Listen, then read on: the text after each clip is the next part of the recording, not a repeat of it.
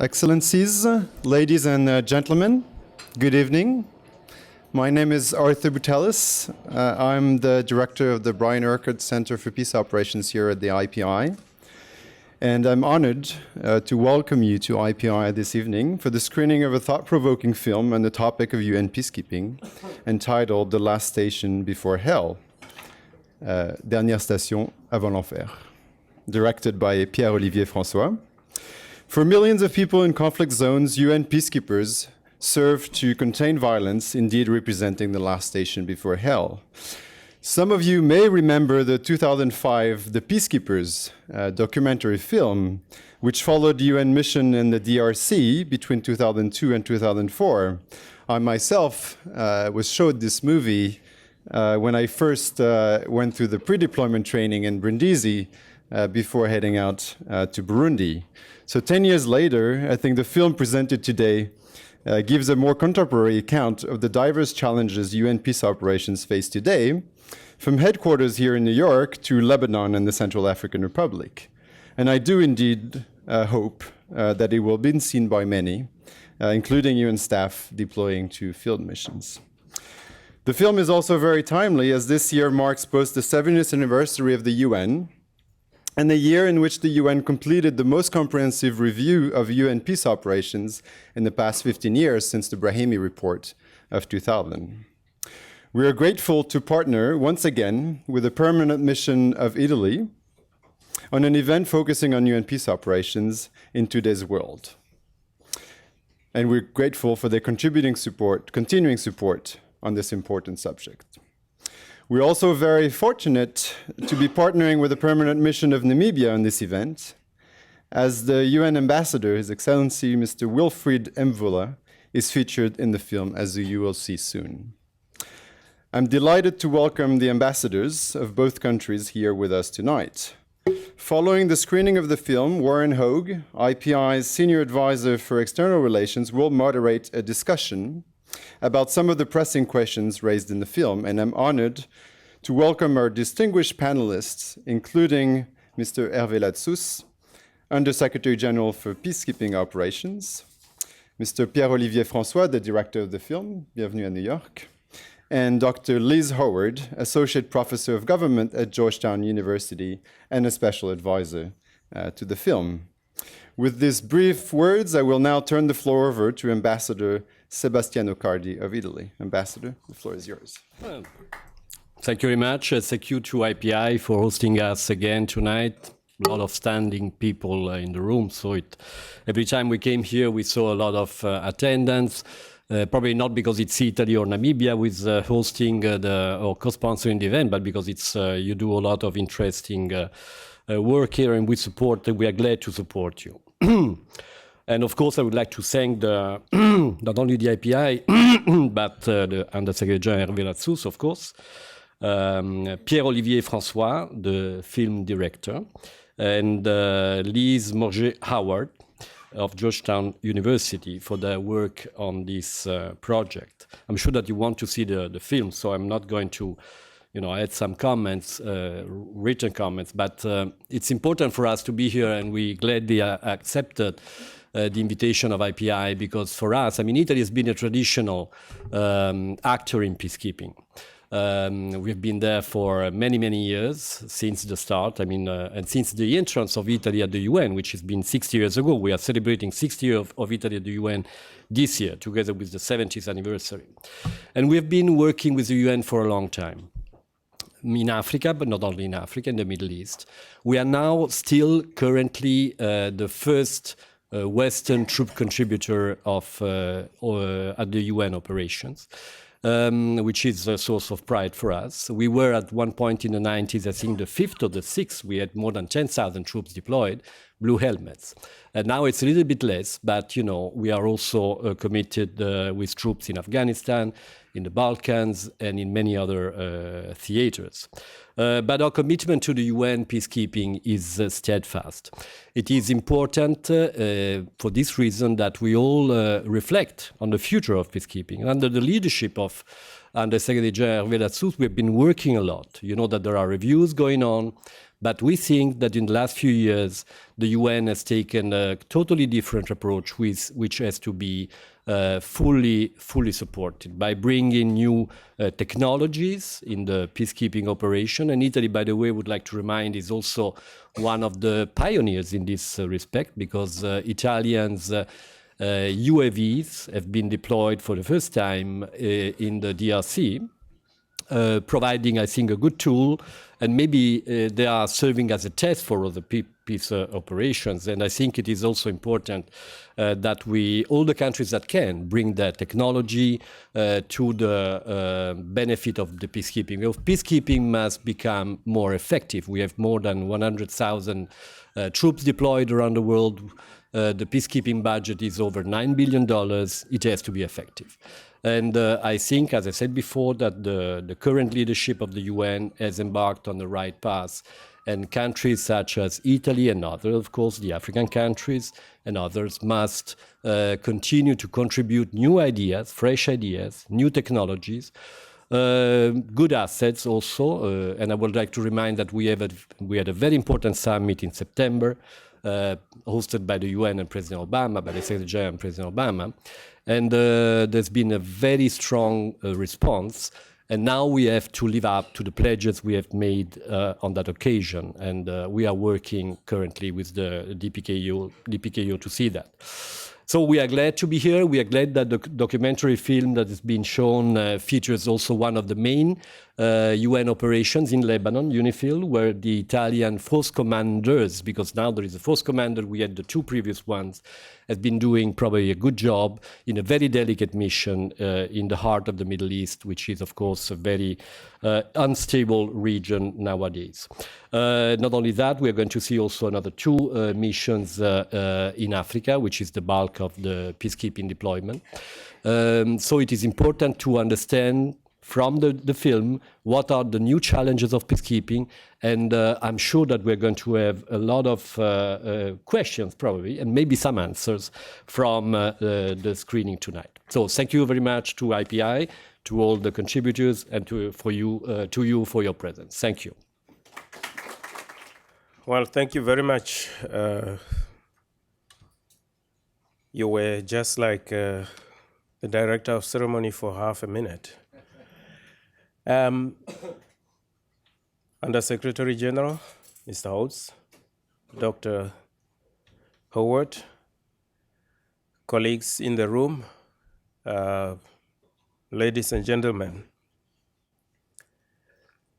when I was reading through the invitation that came to me, I was told it's going to be a screening of a film titled Last Station Before Hell.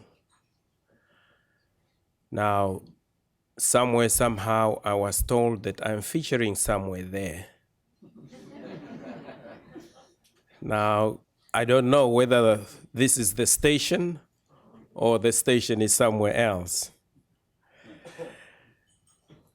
But I say that we are very happy to be part of this event, co-hosted with Italy, IPI, and especially on the issue of peacekeeping operations that relates to peace and security.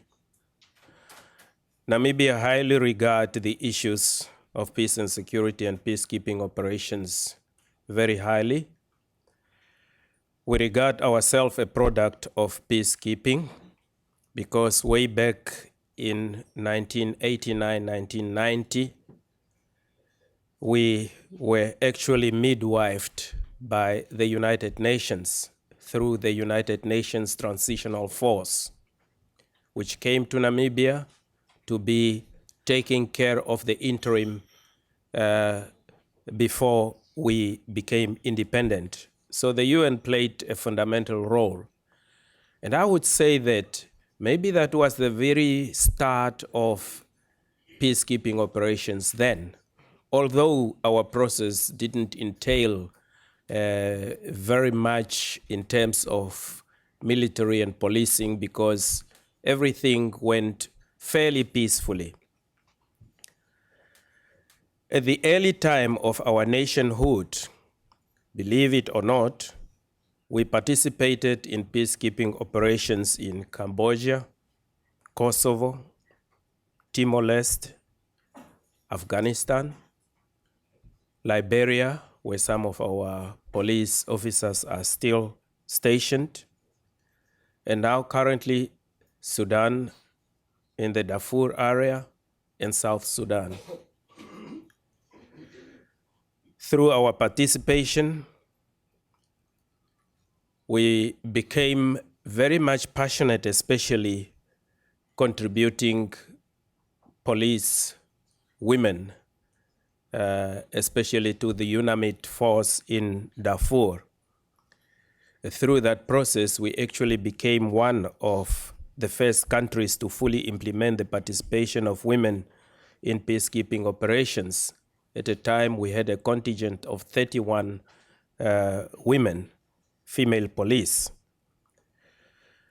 It is therefore just humble for us, and we feel that as the little contribution that we can make, looking at our past, looking at the role that the United Nations have played in bringing about our independence through training a number of our people, but also standing by us, especially at the last time when we were preparing for the very first elections that took place in 1990. So we therefore regard the work done, especially by the IPI, very highly, because I think you can just see it whenever you have got an event, and especially in the area of your profession, peace and security, the room is always full, and I think you have to look for a better venue or break down some walls on the side to create a larger room for the audience. So, but the duty really today is to look at what the director of the film has produced, and then what it will contribute further in terms of the discussions that it will ensure or it will trigger from the audience. Your contribution will definitely matter, because after that we will again go to the drawing board and see whether there are certain issues that we need to reconsider in order to sharpen the abilities of our shopkeepers our peacekeepers in the field. Thank you very much.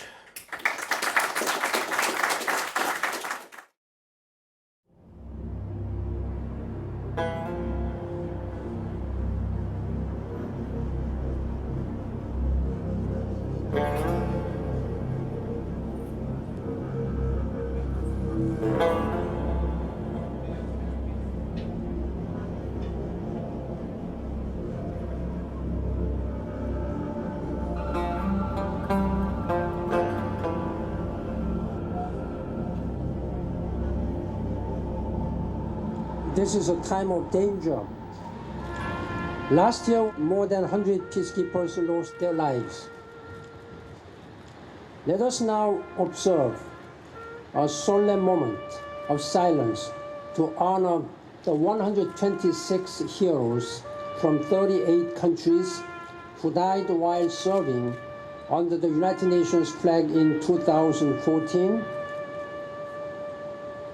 In my 3.5 years here on this job, more than 460 peacekeepers, meaning roughly one in every 3 days. Honor God, salute!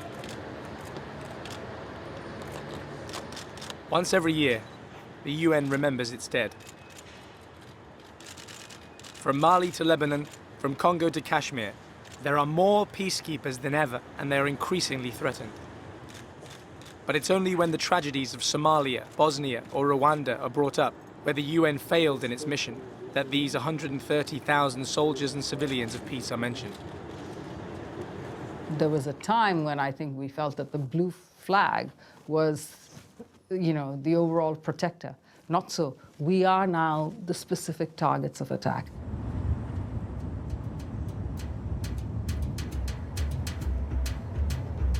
Right now, in this difficult environment, blue helmets are patrolling insecure areas, disarming combatants, supporting elections, monitoring human rights, removing landmines, and much more.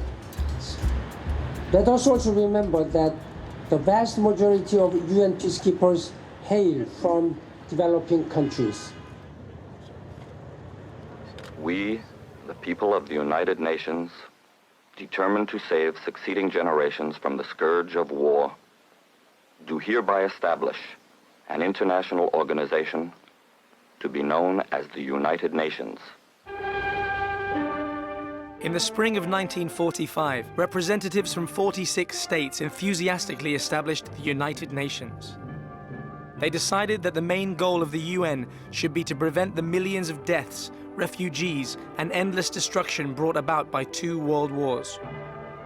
But nobody could imagine that the UN would invent a rather strange concept: soldiers who keep the peace. This is where the idea of peacekeepers and using force to establish peace becomes a bit awkward at times. You are not there to fight, you are there to make peace.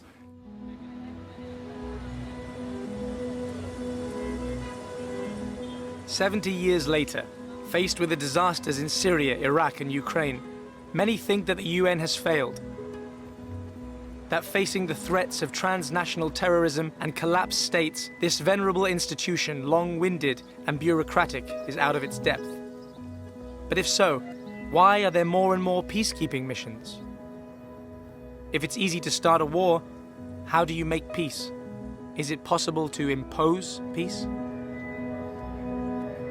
Ce qui est frappant, c'est que malgré toutes les divisions d'aujourd'hui, les États se rendent compte que s'il n'y avait pas le maintien de la paix, il faudrait l'inventer aujourd'hui. Parce que le maintien de la paix, c'est la dernière station avant l'enfer pour beaucoup de peuples désespérés.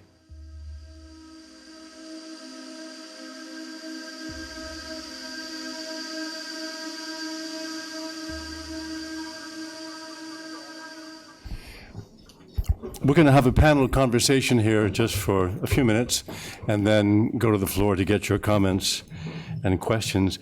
And I'm going to start with the filmmaker, Pierre Francois, and I think I'm going to take the liberty of soliciting yet another round of applause because I think it's an excellent film and you ought to be very proud of it.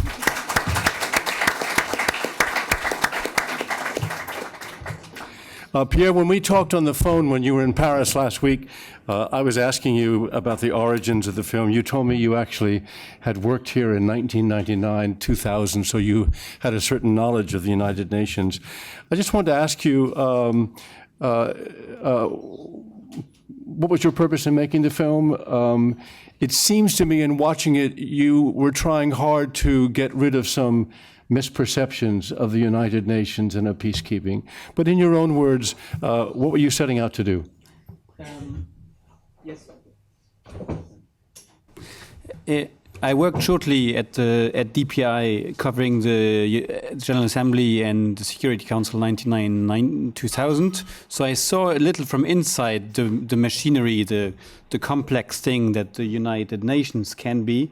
And when Arte, the French-German public television, came up to me, which is something like the European PBS, which commissioned this film, came up and asked if we would be interested to do a film for the 70th anniversary of the UN about peacekeeping, where it comes from and where it's going.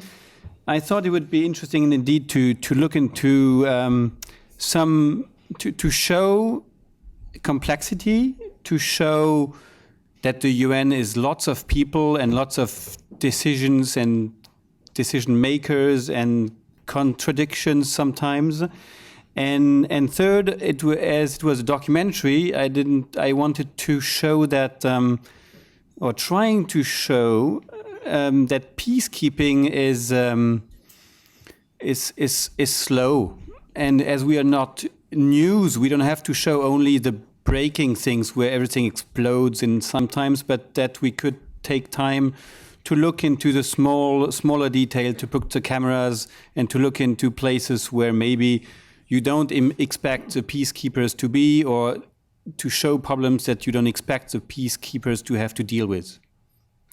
Lise, in your book, which is something of a seminal book on peacekeeping, you suggested that two reforms or recommendations of yours were that there were problems with the kinds of directives that were originating here at headquarters, and you recommended devolving decision-making power to the field missions. I saw in this film an awful lot of evidence to support both of those points, particularly the statement that when a mandate is backed up by resources, the mission tends to succeed.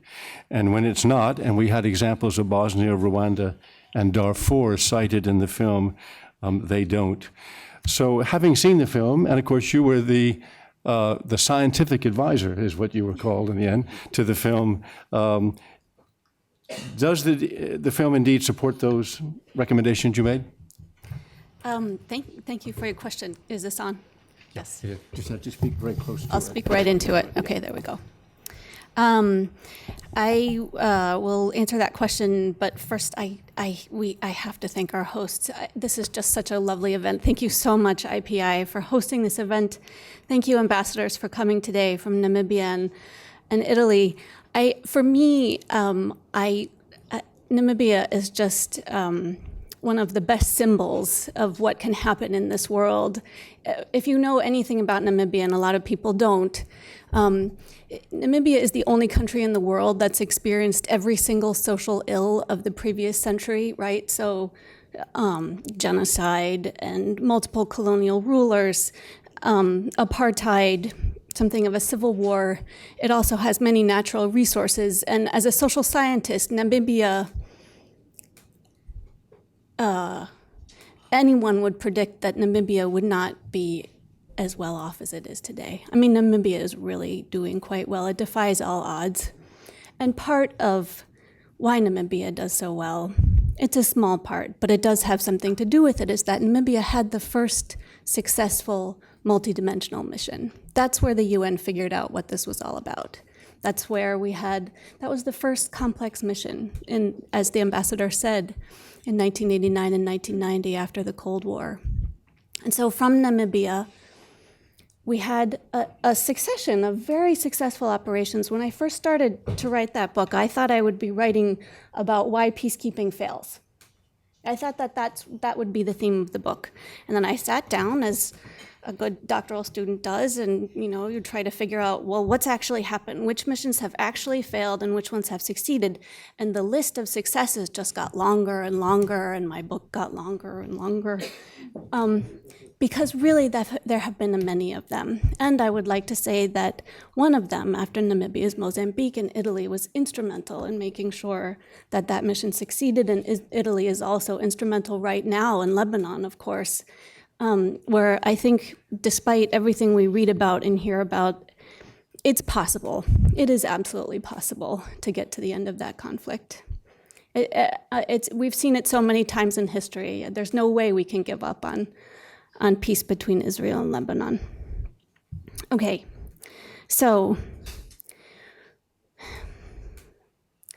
the high-level panel report came out recently recommending, as I did in my book, which was quite flattering. Into the mic. Yeah.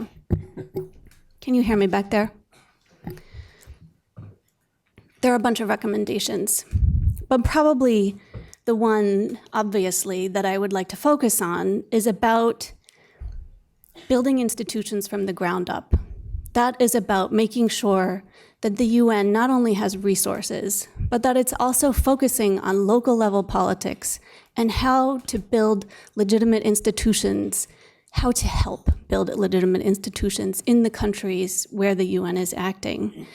You can't do it from the outside, but you can help people build institutions. It's a question of talking and discussion and figuring out what types of strategies will be perceived as legitimate in that country. And that doesn't always, you can't know that unless you're engaged in politics in that country. And you can't know that if the peacekeepers stay on their bases and don't get out and talk to people. That's what it's all about.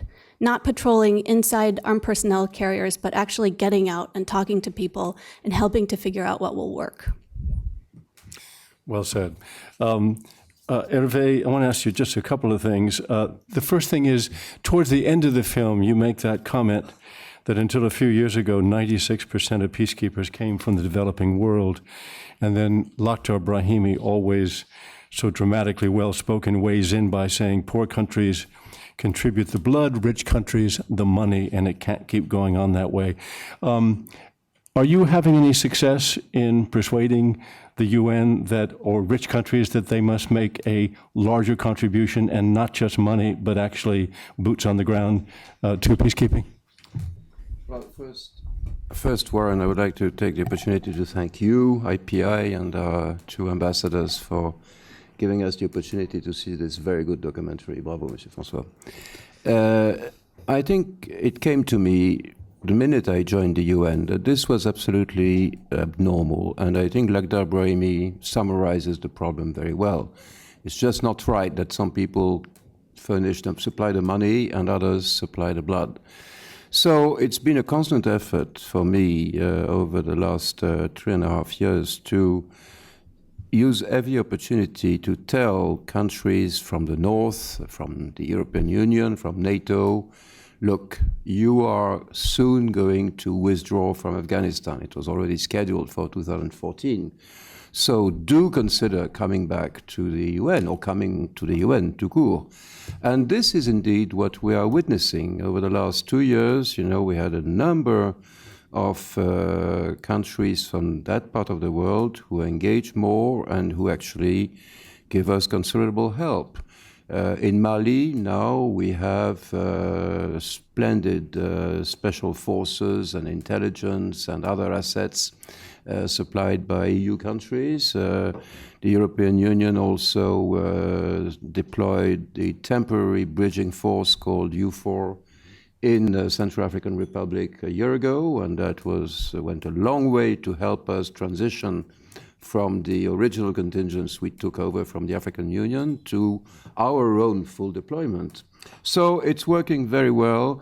And of course, you would have noticed that President Obama was generous enough to preside over a large portion of the peacekeeping summit that took place on the 28th of September and gave an opportunity for no less than 54 countries at the level mostly of heads of state or government to pledge altogether a splendid number of people, of specialized units. You know, it amounts to 40,000 additional troops of various denominations. It's also about enablers. It's about helicopters that we always miss, and so on and so on. And now we're working to implement this and make it happen. Not, of course, tomorrow. That takes a bit of time. But over the next 3 years, we will have a strategic plan to take on board those new contributions that are announced. And that's a very satisfactory development. The last thing I want to ask you before we go to the floor is, in the beginning of the film, there's that very chilling moment where you say, in my 3.5 years, more than 460 peacekeepers have died. You go on to say it's 1 in every 3 days. We just in recent days have had a reminder again, particularly from Mali, of how hazardous peacekeeping has become. Is this is a terrible occupational hazard? And is this because of what Amira Haq says at one point, that the peacekeepers have now become a target? The blue helmets are no longer protection. Is it because as the UN mandates, peacekeeping mandates become more robust, troops have to take greater risks and therefore put themselves in greater hazard? Any way to reduce this horrible toll? Well, it is a fact. And what is even worse is that, of course, on such a large body of people, you cannot avoid accidents, illnesses, and that's very sad, but it's statistics. But the bad thing is that the percentage of these people killed by malign intention is definitely increasing. It's doubled over the last 2 or 3 years. That, of course, reflects the lack of respect of all these, especially new actors who are not state actors, and who feel that they can, with impunity, actually kill our blue helmets.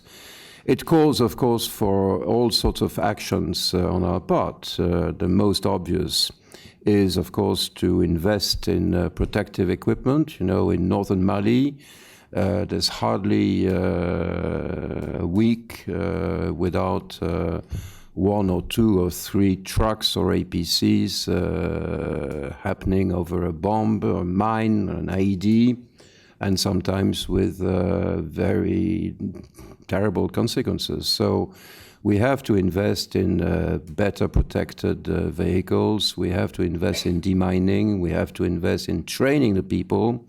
And also some very new technologies. We are about to deploy in Kidal, in northern Mali, counter-battery radars, which, had they been in operation last weekend, maybe would have avoided us some casualties when some terrorist group, Ansar Dine claims it was them, actually lobbed 10 mortar shells on us, and that killed 3 and injured 11, some of them very severely. So all this we have to do. We have also to change, I say it in the film, to be much more proactive, be ready to move around, and not just stay like sitting ducks, and wait for terrible things to happen. But it's a constant effort, and of course, this is where also the contribution of those who are best equipped. And it's not only about, sophisticated equipment from Europe or North America. It's also the very simple courage of people like the Cambodians. I was in Cyprus a month ago. I went to see the work of the Cambodian demining unit. These people are very, very brave and very good also. Just one last question, Hervé. At the very end of the film, Amira Haq returns to recommend that there be more involvement of women, and gives the example from East Timor, and says it was a successful example. They got much more honest recounting from women of what had happened to them when the interrogator was a woman and not a man. Can you just report to us what progress you're making on that front? Well, indeed, it's a constant effort of us. The engagement of the Secretary General on this subject, and indeed, he has made it happen that we have, I think, now 5 of our heads of mission, of peacekeeping missions, who are women, and that's good. But we must do better. We must do better at every level. We must do better for the police. We must, and by the way, we now have in a number of missions all women police units, and that goes a long way to handle those terrible cases where rape tends to be the norm, and women's issues have to be tackled very directly. Saying this, of course, I cannot promise that we will do better than the armies and the polices of the world. And the sociology, of in these trades, if I can put it that way, is not what it should be, probably. In most armies, the percentage of women, especially in senior jobs, remains very small, slightly less so for the police. Nevertheless, I was able to offer the Secretary General the possibility to appoint, for the first time ever, a force commander who is a woman general. Excellent. I'd love to get some questions from the floor. To raise your hand, I'll call on you. And about that, I certainly understand the idea of having European Union contributors as well as Latin American and others. But what about the permanent members of the council? Should they be excluded on the principle? We heard a lot in the film about how they're really the problem, controlling everything in this little group. So your comment would be great. Excellent. And in the back of the room, second question. Sure. Thanks a lot. Matthew Lee, Inner City Press. I have a question about, I'll follow up on that one and then have a question.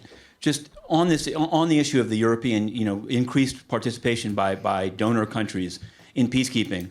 Seems like for the French force in Mali, Germans and Slovakians are coming in, but they're not serving, I don't think, and you could correct me, in UN peacekeeping. They may be serving alongside it as part of an EU training mission. You have the same thing in Côte d'Ivoire with Force Licorne. You have the same thing in CAR with Sangaris. Some people talk about a kind of two-tier system. What's the purpose, I guess, of having these separate, better resourced, better protected European peacekeepers alongside UN peacekeepers? And then I wanted to ask, if possible, for an update on the sexual abuse allegations in Central African Republic, where first the Sangaris... Matthew, one question, okay? Okay, but is there, if there is an update, there's a lot of curiosity about what has happened. Thank you.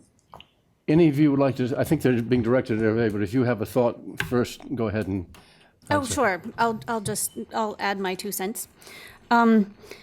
So for Ambassador Hirsch's question, obviously in the film we're a little ambivalent about the participation of Western countries, because when Western troops move directly from Afghanistan or Iraq into a peacekeeping operation, they don't necessarily go through a retraining program to remember what peacekeeping is about. And that is highly problematic, right? So if we are going to be incorporating more Western troops into peacekeeping, they must go through retraining. And I mean, for the big peacekeepers, right, India, Bangladesh, Pakistan, those are the main 3.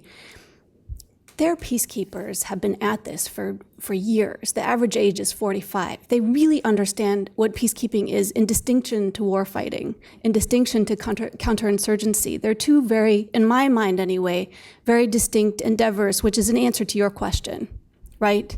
Sangaris is essentially, it's pretty close to a counterinsurgency operation, and that has no business engaging in political dialogue and development and policing, which is what the UN is doing, and up until recently, really quite successfully.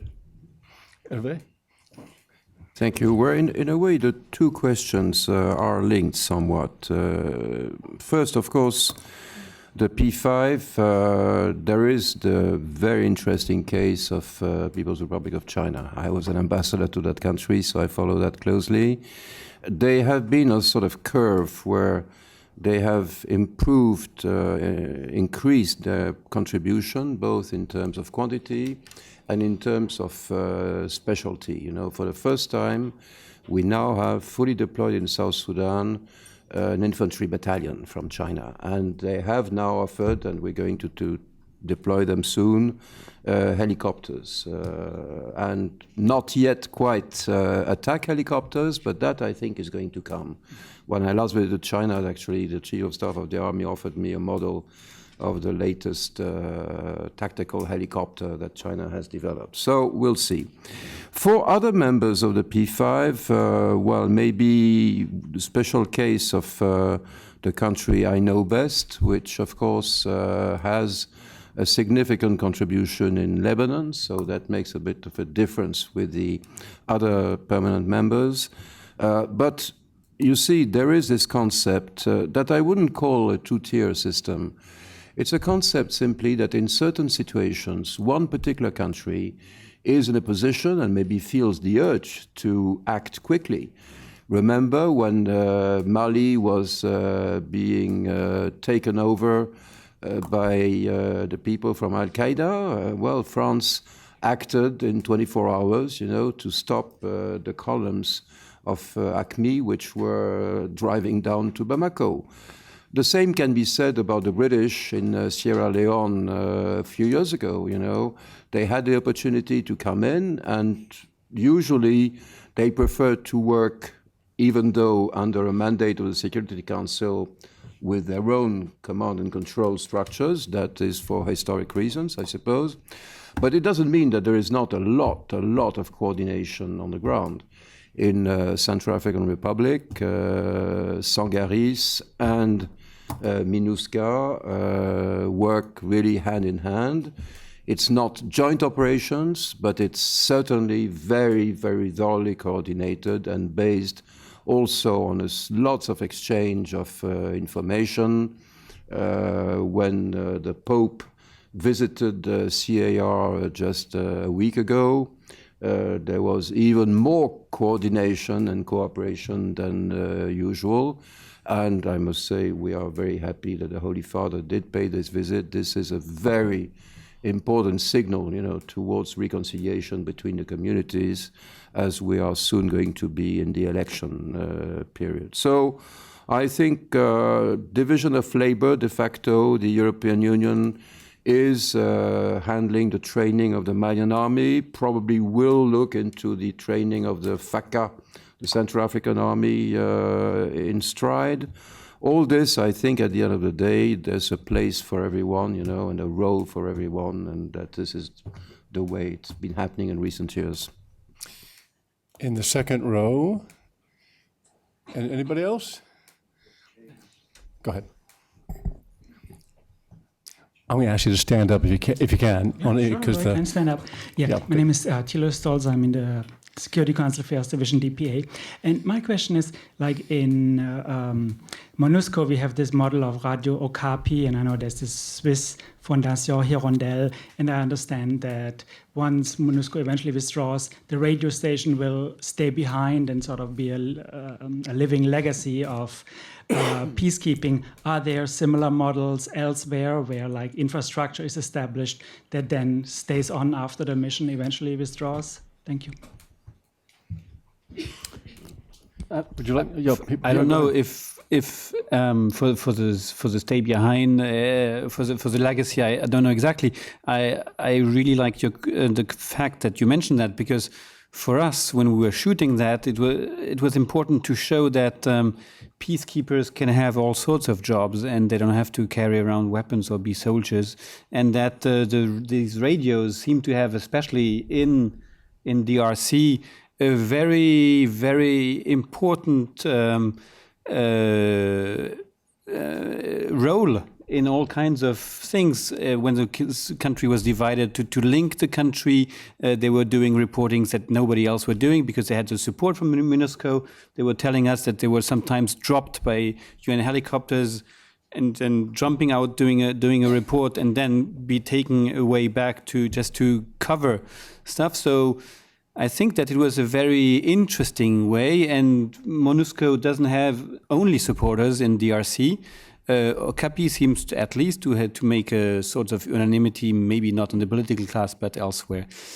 If I add one thing before, I want first to thank you all to come, and second, I wanted to say for this film, if among you use in your different jobs how you can use this film further, of course, come back to me afterwards.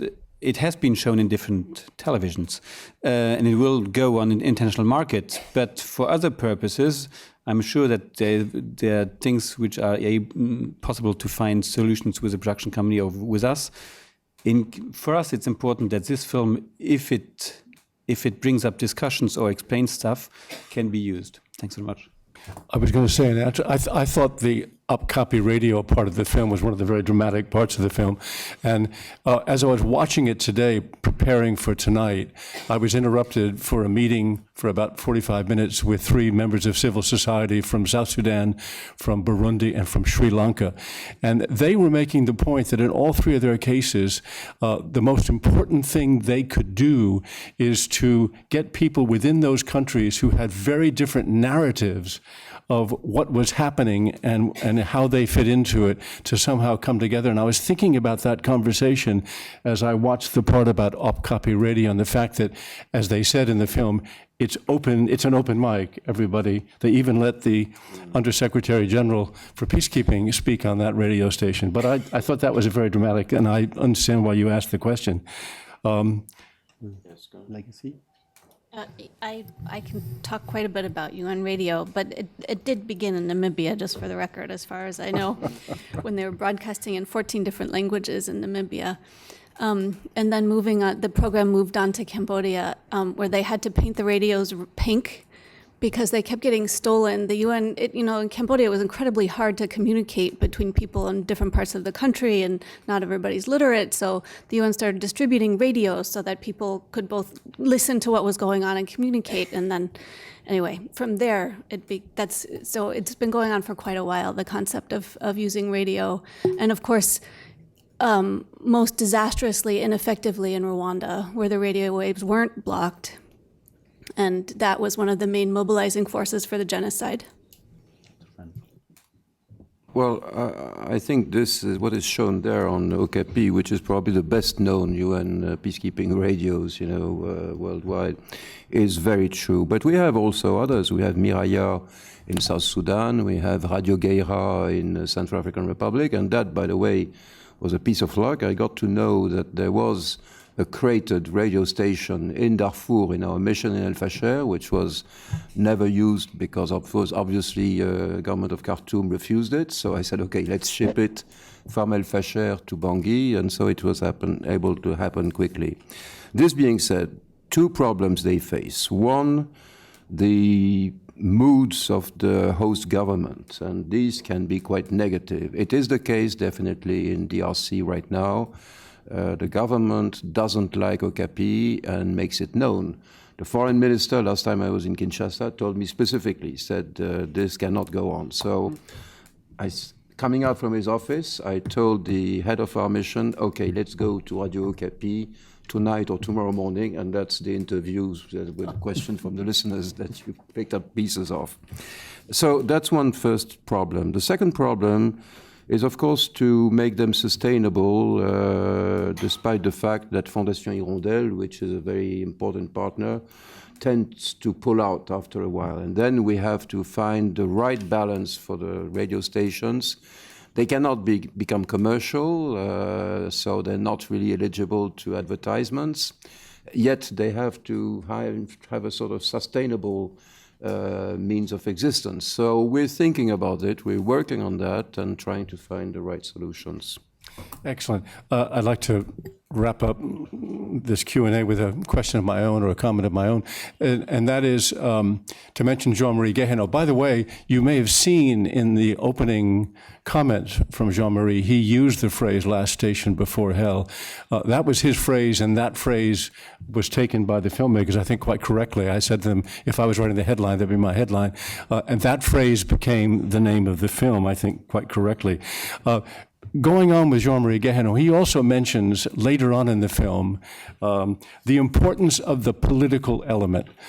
In his excellent book, The Fog of Peace, he also makes that point emphatically, that the United Nations, one thinks of the United Nations, one thinks of humanitarian work, of peacekeeping work, as being somehow separate from this impartial organization going in there and not getting mixed up in politics. Jean-Marie basically says, it's not pristine. You can't do it that way. I think he says in the film, you have to have a political command. I wanted to ask you first, Lise, if that was a recommendation that sounds right to you, and then finally, Hervé, obviously that's something you must think about a lot. Peacekeeping, of course, has to have a political command. You're absolutely right. I think one of the big stumbling blocks in peacekeeping right now is that there's a focus on armed civilian protection. That dimension, that is a dimension of every single multidimensional peacekeeping operation right now, right? We're going to protect civilians under Chapter 7, authorized to use force to protect civilians. And because that has become the central norm in peacekeeping and the central part of every mandate, we've lost sight of the goal of actually ending civil wars. That the purpose of this to begin with was not to simply stay in the countries for years on end protecting civilians, but actually to achieve a political settlement, to help implement the political settlement if parties weren't able to do it on their own because of the mistrust that builds up after a civil war, but that the parties themselves would be driving this political process, that the UN would help and then leave. And so I would like to see the emphasis on political processes away from civilian protection, which is of course important, but toward actually getting to the end of the conflicts. Hervé? Well, you see, even though the most visible part of UN peacekeeping is the blue helmets, the soldiers, the police, one should never forget that it's all about politics, really. In all the contemporary missions, is to accompany a country as it exits from a crisis, mostly nowadays internal, and tries to find a process to something more normal and to giving again hope to its populations. That is the crux of the matter. It's true that it is also, there's a very thick layer of protection of civilians, and that's right, that's the way it should be. Even for very classic peacekeeping, we have to think about it. I asked my people on the Golan Heights, you know, what do you do if one day you have 500 or 1,000 Syrian IDPs who come to your door? Will you just watch them and keep the door closed? And they said, no, probably not. So I said, okay, let's think about it and try and find the right solutions, you know, for contingency purposes. So yes, we have to work towards finding the political solution, even though in many missions, contemporary missions, there is very little in terms of a political process at work when we start the operation. You know, the political process has only emerged this last spring in Mali. Until then, there were ideas, concepts, but nothing really tangible. And the same is largely true in the Central African Republic. So there's a sort of balancing act to manage. And, but of course, under the constant guidance of the Security Council, and this is why we need mandates that have to be focused, that have to be prioritized, and that have to be supported by the Council throughout the process. All I want to say in closing is once again to congratulate Pierre and his scientific advisor on an excellent film, to thank you for your attention and your good questions, and to thank the panel for this contribution.